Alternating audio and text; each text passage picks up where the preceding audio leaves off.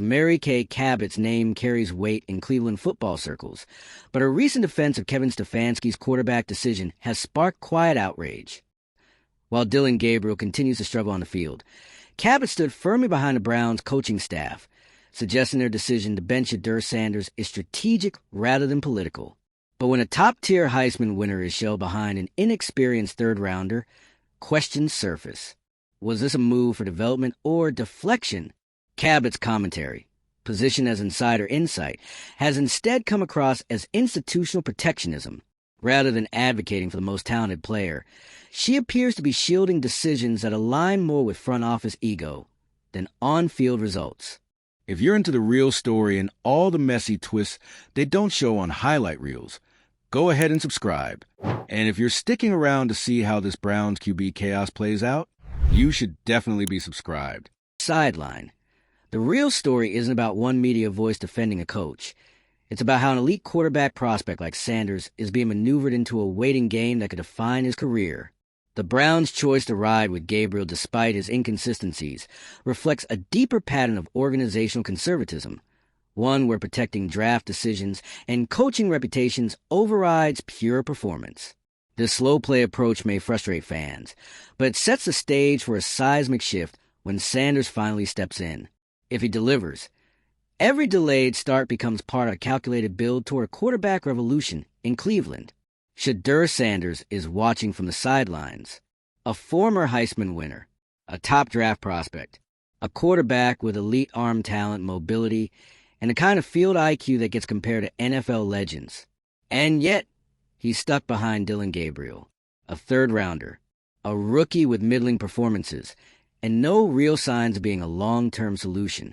And now, Mary Kay Cabot, one of the most trusted Browns insiders in the game, has jumped into the fray. But instead of questioning why Cleveland is burying one of the most electric young quarterbacks in recent history, she's defending the coaching staff. Specifically, Kevin Stefanski's decision to keep Shedeur on the bench. If you're a Browns fan or just a football fan with functioning eyes, you're probably asking, what's really going on here? Let's get into it. The Browns' quarterback room is a mess, and that's putting it politely. Deshaun Watson is injured again. Dillon Gabriel is starting by default, and Shedeur Sanders, the most exciting player on the roster, is doing a whole lot of nothing on the bench. Not because he isn't ready, not because he's unqualified, but because of development. At least, that's the official line. But the real reasons? They run deeper than just coaching philosophy. We're talking about organizational politics, draft ego, narrative control. The front office isn't just evaluating talent. They're protecting their reputations. And Shedeur, despite being that guy, is caught in the crossfire. So let's be real. When the Browns selected Dillon Gabriel in the third round, that was a calculated pick. He wasn't brought in to be a superstar. He was brought in to be steady, controllable, cheap, low risk. But when Shedeur became available later in the draft, it threw a wrench in the entire strategy. Now you've got a potential franchise quarterback, groomed by Deion Sanders, with accolades to back it up, sitting behind a player that the organization had already committed to. And here's where the bias kicks in. Despite Shedeur's pedigree, despite his college dominance, he's been casually labeled a fifth-round pick. That's not a mistake. It's a tactic. It minimizes his value. It justifies keeping him on the bench. It protects Dillon Gabriel's reps. And it shields the front office from admitting they might have backed the wrong rookie. So when Mary Kay Cabot comes out and defends his decision, when she publicly sided with Kevin Stefanski, it hits different. Cabot isn't just a beat reporter. She's a Browns insider. Her words carry weight. And by aligning with the coaching staff, she isn't just explaining the decision, she's legitimizing it. But let's look at the results. Dillon Gabriel has been, at best, underwhelming. He's had flashes, sure. But no one's watching these games thinking this is the future of the franchise. Meanwhile, Shedeur Sanders is riding the bench, soaking up every play, every mistake, every opportunity to learn, without a chance to prove he's a better option. Sideline, and maybe that's a plan. Because while it looks like the Browns are mishandling a generational talent, there's a chance they're actually playing the long game. We've seen this before. Quarterbacks who sit, wait, and watch only to explode when the timing is right. Aaron Rodgers, Patrick Mahomes, even Tom Brady waited his turn. Maybe the Browns think that by keeping Shedeur out of the line of fire, they're protecting him, preserving him, letting him grow without the pressure. But if that's true, then let's call it what it is, a PR strategy. A slow burn redemption arc, crafted by a team that knows it's spiraling mid-season and is already thinking about next year. Because right now, the Browns' record is tanking. The playoff hopes are slipping. Deshaun Watson's recovery timeline is uncertain. And fans are looking for something, anything to believe in. Insert Shedeur.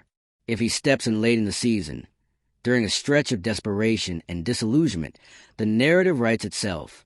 Here comes the overlooked rookie, the fifth-rounder who wasn't supposed to be ready, the kid who sat patiently while the team unraveled. And now, he's the spark, the future, the franchise. That story hits harder because he waited, because he was underestimated. The Browns are sitting on a goldmine of drama, and whether intentionally or not, they might be creating the perfect setup for a comeback. But that doesn't make the current situation any less frustrating. It doesn't excuse the bias. It doesn't justify the politics. It especially doesn't make Mary Kay Cabot's defense of this decision any less disappointing. Because for all her credibility, her take sounds less like analysis and more like protectionism. Protecting Stefanski. Protecting the front office. Protecting the narrative that Dillon Gabriel deserves to start. That's the betrayal. Not because Cabot owes Shedeur anything personally, but because her voice helps shape the conversation around this team. And right now, that conversation is erasing a player with real potential in favor of a quarterback who's barely keeping the offense afloat. Let's not pretend Shedeur is being held back for purely developmental reasons. That's the surface-level excuse. But underneath it, this is about ego, about draft optics, about not wanting to admit that your third-rounder might be outshined by a later pick. It's about maintaining continuity in a crumbling, and if you're a Browns fan, this has to feel like deja vu. How many times has this organization misread the room? How many quarterbacks have been cycled through, mismanaged, scapegoated? Now they have a real shot at building something, and they're sitting on it. To be fair, there are benefits to letting Shedeur wait. He's avoiding injury. He's getting mental reps. He's staying fresh while the chaos unfolds around him. And maybe, just maybe, that pays off. Maybe the Browns are actually doing him a favor, giving him time to absorb the system without the burden of saving the team on day one. But that only works if he gets his shot. If he's still stuck behind Gabriel by the end of the season. Or worse, if the Browns start looking at other quarterbacks in the 2026 draft, then this whole strategic patience narrative falls apart. Then it becomes clear. Shedeur wasn't being groomed. He was being, because yes, there's buzz about the Browns eyeing the 2026 quarterback class. There's talk of signing a veteran. These aren't rumors. They're potential indicators that the front office hasn't fully bought into Shedeur's future. And if that's true, it's a mistake. Because the longer they delay his debut, the greater the risk of wasting the momentum he already built in college. The NFL isn't a league that waits. When a player's window opens, you take it. You don't drag your feet because you're afraid of admitting your backup plan isn't working. That's what makes this entire situation feel so backwards.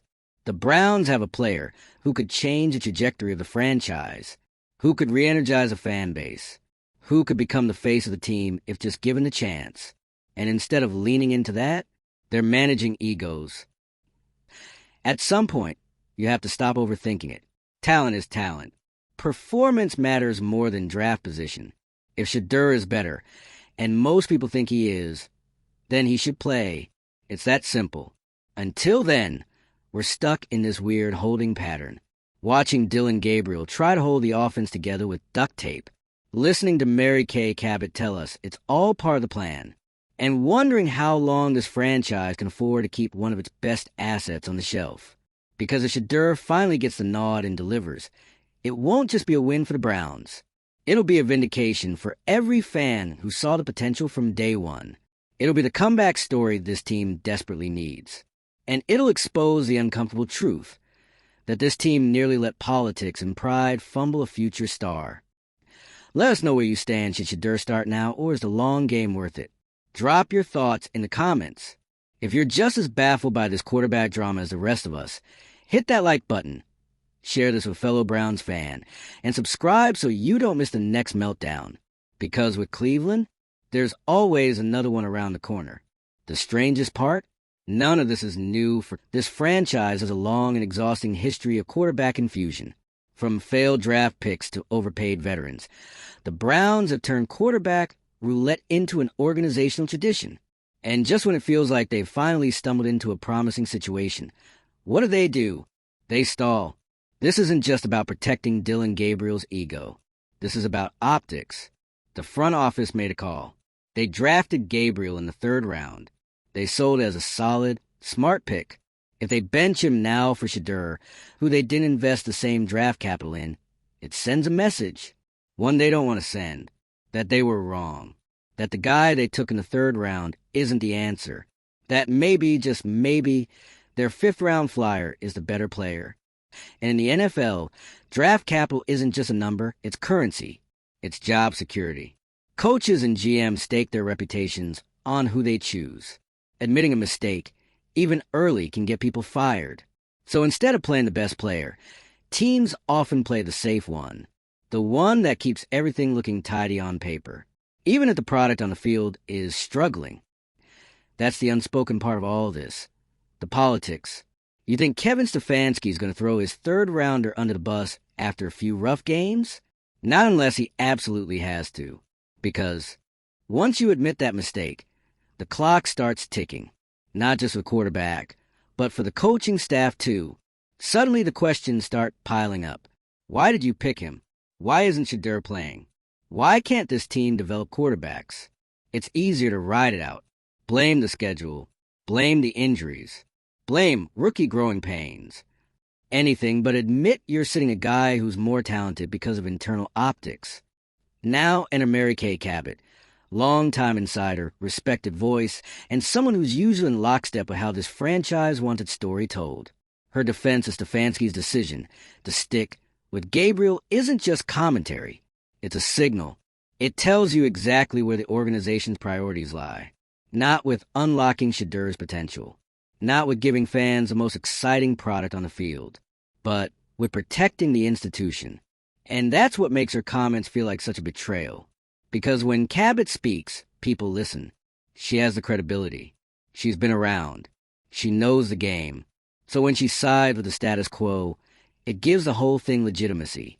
It reinforces the idea that Shedeur waiting is somehow good, necessary, strategic, not what it really is, a slow burn of wasted opportunity. Sideline. To be clear, this isn't about trashing Dylan Gabriel. He's not the villain. He's a rookie doing his best in a tough situation, but he's not the future. The ceiling is low. The growth has been minimal. The offense has been clunky. There's no magic, no spark. Meanwhile, the Browns are sitting on Shedeur Sanders, a player who's been groomed for this stage his whole life, a player with NFL pedigree in his blood, a player who should be learning by doing, not learning by watching someone else struggle.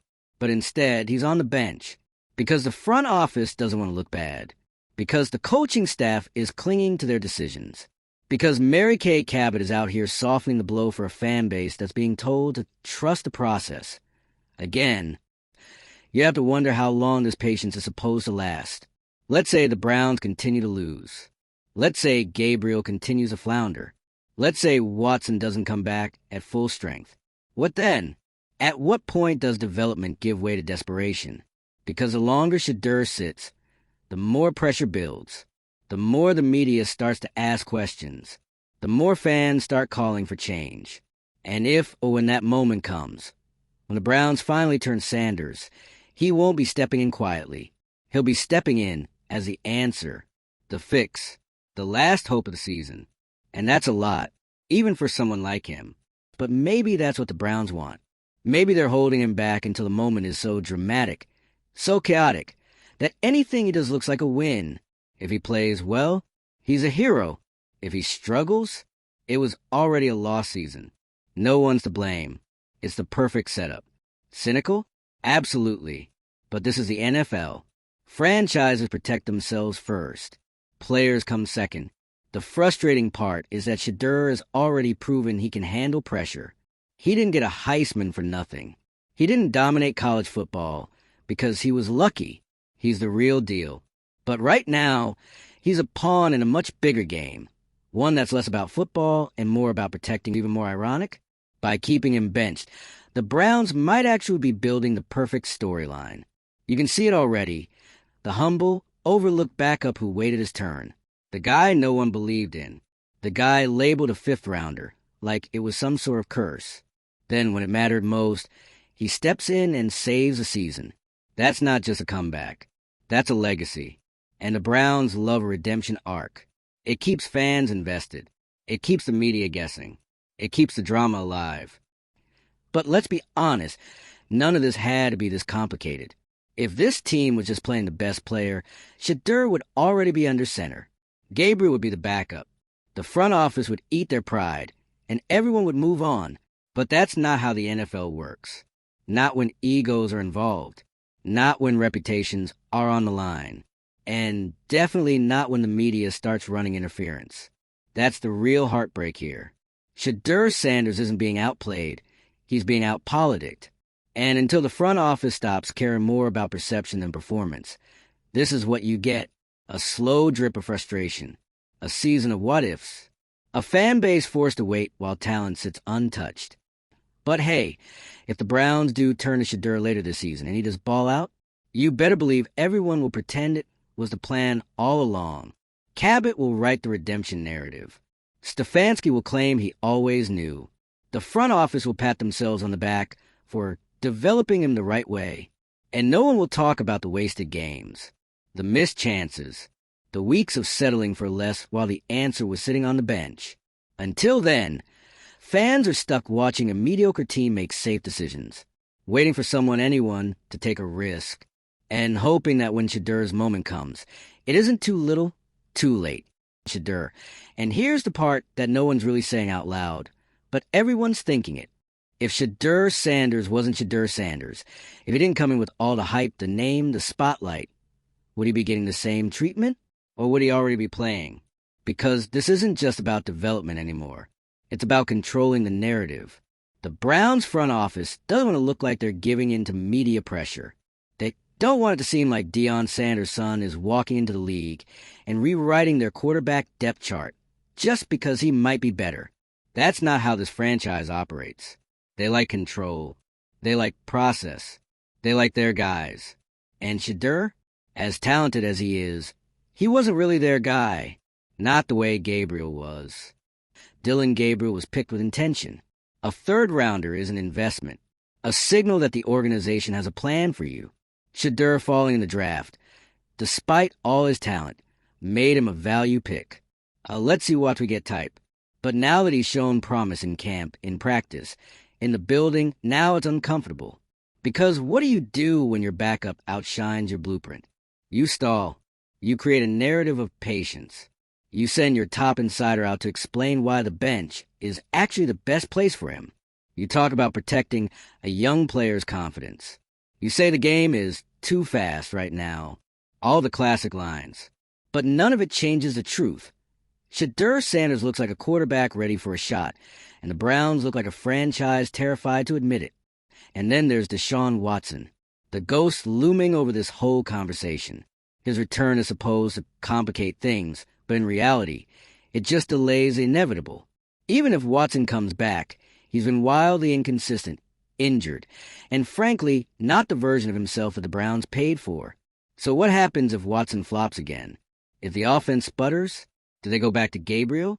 Or is that finally when Shedeur gets the call?